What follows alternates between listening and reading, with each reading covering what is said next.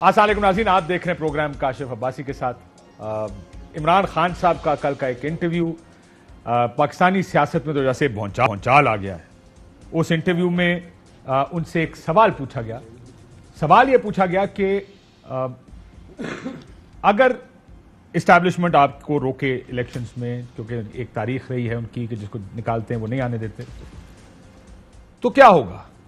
تو عمران خان صاحب نے اس کے جواب میں، حالانکہ بڑے عرصے سے کہا جا رہا ہے کہ خان صاحب کو کچھ سوال ویل لیفٹ کر دینے چاہیے، لیکن وہ ویل لیفٹ نہیں کرتے، انہوں نے ہر سوال کا جواب دینا ہوتا۔ تو انہوں نے 3 حساس ترین چیزیں 1.5 منٹ کے جواب میں دے دی۔ 3 حساس ترین چیزوں کا انہوں نے ذکر کر دیا۔ انہوں نے اسی ایک جواب میں پاکستان کے نیوکلیر پروگرام کا، پاکستان کی فوج کا جس کے محافظ آج کل مسلم لیگ نون بنی ہوئی ہے، اور پاکستان کے ٹکڑے ہونے کا، یہ تینوں جملے انہوں نے ایک ہی جواب میں سمو دیا۔ پاکستان میں مختلف اوقات میں مختلف مواقع پر اس طرح کی بیان بازی ہوتی رہی ہے۔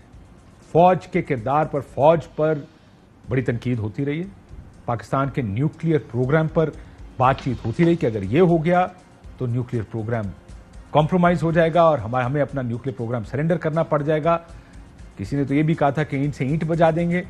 اور تیسرا جو اسٹیبلشمنٹ کا رول اور ٹکڑے ہونا، اس پر بھی گفتگو پاکستان میں انفارچونیٹلی ہوتی رہی۔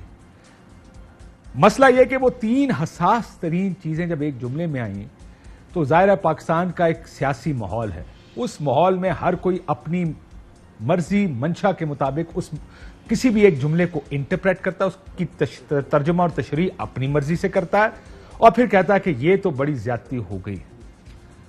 عمران خان صاحب نے جو گفتگو فرمائی وہ تو اب ظاہر ہے مجھے لگتا ہے کہ پیمرا کے آرڈرز کے بعد اب سنائی نہیں جا سکتی، لیکن D G I S P R اس پر ایٹمی اثاثوں پر کم از کم ایک پالیسی گائیڈ لائن دے چکے ہیں۔ انہوں نے کیا کہا تھا، ذرا سنیے۔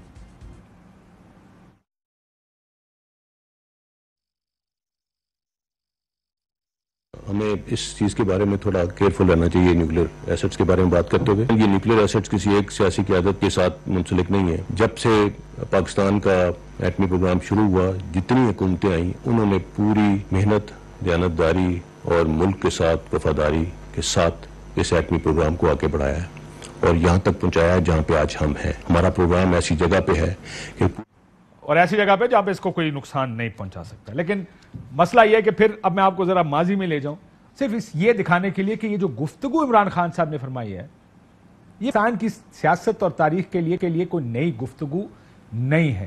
ویسے میں نے کہا 3 انتہائی سینسیٹیو موضوعات۔ ماضی قریب کی تاریخ دیکھیں تو جب ایک جماعت اسٹیبلشمنٹ پر چڑھائی کرتی ہے تو دوسرے اس کے دفاع کے لیے کھڑی ہوتی ہے۔ آج یہ علم مریم نواز شریف صاحبہ نے بلند کیا ہوا ہے۔ جب نیوکلیر پروگرام کی بات ہوتی ہے تو دوسری کہتی ہے ملک دشمنی ہے۔ مجھے یاد ہے شیخ مجیب الرحمان کے بارے میں میاں نواز شریف صاحب نے ایک بیان دیا تھا، اس پر کہا تھا یہ کس طرح چلے گئے، ملک توڑنے کی باتیں کر رہے ہیں۔ سو ایٹمی اثاثے دیکھ لیں، اس پر پاکستان میں کیا بیان بازی ہوتی رہی ہے، ذرا سنیں۔ اسی بل میں یہ فیصلہ لیا گیا کہ پاکستان کا تمام ڈیفنس ایکسپینڈیچر کا ایک ہی اکاؤنٹ ہوگا اور اسی اسٹیٹ بینک میں ہوگا، جو اب ہمارا عوام سے جواب دہ نہیں ہے، ہمارا پارلیمان کا جواب دہ نہیں ہے، ہمارا جوڈیشری کا جواب دہ نہیں ہے۔ اور جب اس قسم کا قدم لیا جاتا ہے، ہمارا پورا جو ڈیفنس کا ایکسپینڈیچر ہے وہ پوری دنیا دیکھ سکے گا، تھریڈ بیئر دیکھ سکے گا، ہمارا نیوکلیر پروگرام کو خطرہ میں ڈال سکتے ہیں۔ یہ سنگین سٹیپس ہیں جب یہ عملی لیے بھی جاتے ہیں۔ یہ منی بل جو آ رہا ہے اور اسٹیٹ بینک کا جو بل آ رہا ہے، یہ ہم اپنی فائنینشیل سوورنٹی، اپنی جو خود مختاری ہے سرنڈر کر رہے ہیں، which is much worse than what happened on 16th of December 1977۔ اس کے بعد جو ہے آپ کو سٹرپ آف کیا جائے گا آپ کی نیوکلیر کیپیبلٹی سے۔ اس ملک کی معیشت جو آج سسکیاں لے رہی ہے، وینٹیلیٹر پر ہے، اگر اس معیشت کو اور دھکا لگا تو اس ایٹمی قوت کو خدا نخواستہ ناقابل اطلافی نقصان ہو سکتا ہے۔ ہم نے اگر اپنی معیشت نہیں بچائی تو یہ میزائل جن کے ہم روزانہ تجربے کرتے ہیں، یہ میزائل ہمارے گلے کے پھندے بن جائیں گے۔ ہمارا ایٹمی پروگرام پر بھی سمجھوتا ہو جائے گا، جیسا کہ کشمیر ہاتھوں سے نکل گیا ہے۔ یہ وقت ہے پاکستانی قوم کے جاگنے کا۔ یہ ایٹمی ہمارا نیوکلیئر پروگرام یا ڈی نیوکلیئرائزیشن کے اوپر اکثر کبھی اسٹیٹ بینک کو لے کر کبھی معیشت کو لے کر یہ اس طرح کی بیان بازی ماضی میں ہوتی رہی ہے.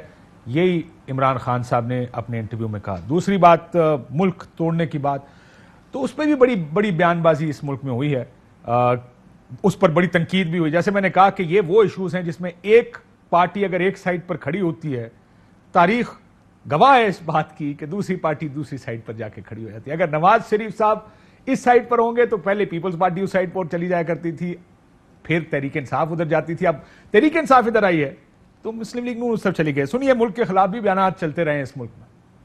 سلوک میرے ساتھ ماضی میں ہوتا رہا ہے, یعنی اس طرح کا سلوک وہ لیڈروں کو ماضی میں باغی بناتے رہے ہیں. شیخ مجیب الرحمان باغی نہیں تھا پاکستان کا, وہ پاکستان کا سخت حامی تھا وہ, لیکن ہم نے اس کو باغی بنایا, اس کو دھکیلا اور تاکہ وہ بغاوت کرے. میں نہیں چاہتا کہ اپنے اس غصے کو یا دکھ اور تکلیف کو کہیں ایسے پوائنٹ پہ لے جاؤں جہاں جو ہے میرے جذبات میرے اپنے بھی جو قابو سے باہر ہو جائیں. لیکن یہ سلوک ٹھیک نہیں ہے جو آپ نے میرے ساتھ کیا ہے یا پاکستان کے تمام وزراء اعظموں کے ساتھ کیا ہے. مریم نواز شریف کو کچھ ہوا تو ہم پاکستان کھپے کا نعرہ نہیں لگائیں گے. ہم پاکستان میں جو لوگ اس میں ملوث مت کیا جائے. کل بنا تھا بنگلہ دیش, تو پھر آپ اگر اپنا ظلم کرتے رہو گے, پاکستان پیپلز پارٹی جیسے جماعت کھڑے نہیں ہوں گے, تو پھر کل سندھو دیش بھی بن سکتا ہے, سرائکی دیش بھی بن سکتا ہے, پختونوں کا دیش بن سکتا ہے.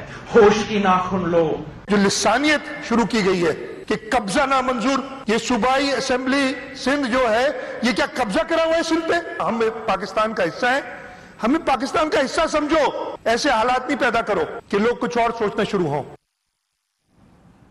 لوگ کچھ اور سوچنا شروع, اس طرح کی گفتگو بھی پاکستان میں ہوتی رہی ہے. پاکستان کھپے کا نعرہ بھی لگا ہے, سیاستدان پریویل بھی کیا ہے. Common better sense has also prevailed in the past. فوج کے اوپر بیانات, جیسے انہوں نے کہا فوج تباہ ہو جائے گی اگر, اور سوال کے جواب میں عمران خان صاحب نے کہا, تو ماضی میں فوج کے اوپر بھی بڑی تنقید ہوتی رہی.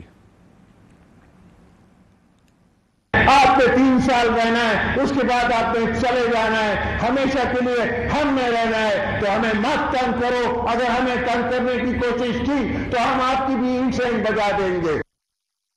ہمارا مقابلہ تو ایک خلائی مخلوق کے ساتھ ہے جو نظر نہیں آتی. 65 میں فیک وکٹری ڈکلیئر کی, وہ پوچھا آپ نے. چاچین ہارا, کارگل ہارا, آپ نے پوچھا. برباد کر چکا ہوں اس پاکستان کو, تباہ کر دیا اس پاکستان کو, لہولہان کر دیا پاکستان کو. نواز شریف آپ پاکستان تم ٹھیک کرو, خراب کریں یہ فوج کے جنرل اور ٹھیک کریں نواز شریف. اس ملک کو ہم نے بیگو ڈالوں کے کلچر سے نجات دلانی ہے. چیف آف آرمی اسٹاف تشریف لائے, پیر کانپ رہے تھے, پسینے ماتھے پہ تھے. پاکستان آپ نے اپنا پیٹ کاٹ کر جس فوج کو مارا ہے, جو فوج کو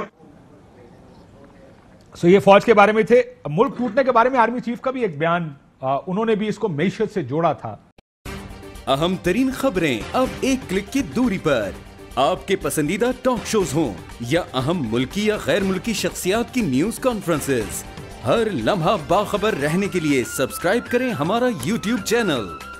موسم کی صورتحال ہو یا کھیل کے میدان سے خبریں, اپنے موبائل فون سے ملکی اور بین الاقوامی اہم خبروں تک رسائی کے لیے ڈاؤن لوڈ کیجیے موبائل ایپ. باوثوق ذرائع سے مصدقہ خبروں, تجزیوں اور تبصروں سے مستفید ہونے کے لیے وزٹ کیجیے پاکستان کی سب سے بڑی نیوز ویب سائٹ www.arYnews.tv.